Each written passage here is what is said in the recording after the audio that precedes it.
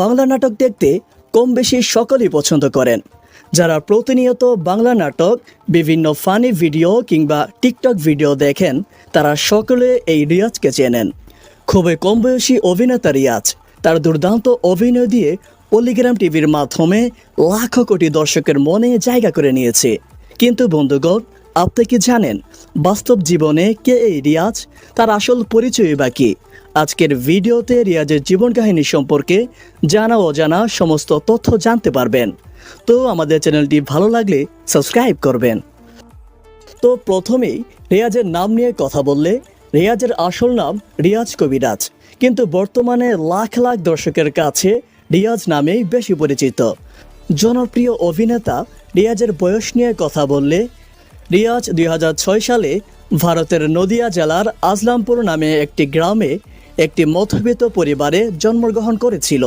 সেই অনুযায়ী রিয়াজের আসল বয়স 19 বছর।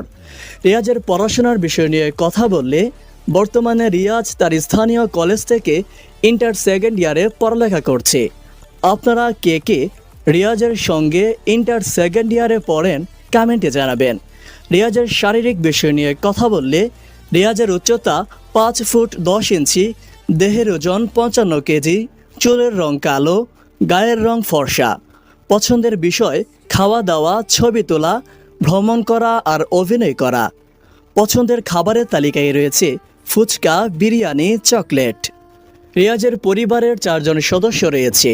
রিয়াজের মা বাবা, রিয়াজ আর তার একটা ছোট বোন। রিয়াজের বাবা একজন সাধারণ কৃষক আর তার মা একজন গৃহিণী। রিয়াজ অভিনয় জগতে আত্মপ্রকাশ করেছিল পল্লিগ্রাম টিভির মাধ্যমে।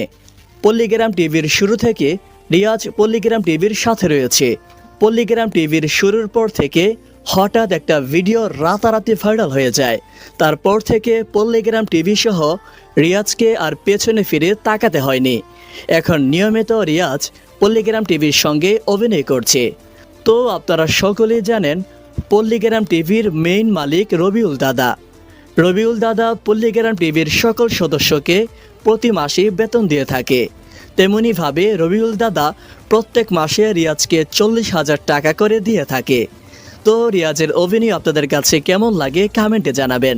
দেখা হচ্ছে ইনশাআল্লাহ পরবর্তী কোনো এক ভিডিওতে। ততক্ষণে ভালো থাকবেন, সুস্থ থাকবেন। আল্লাহ হাফিজ।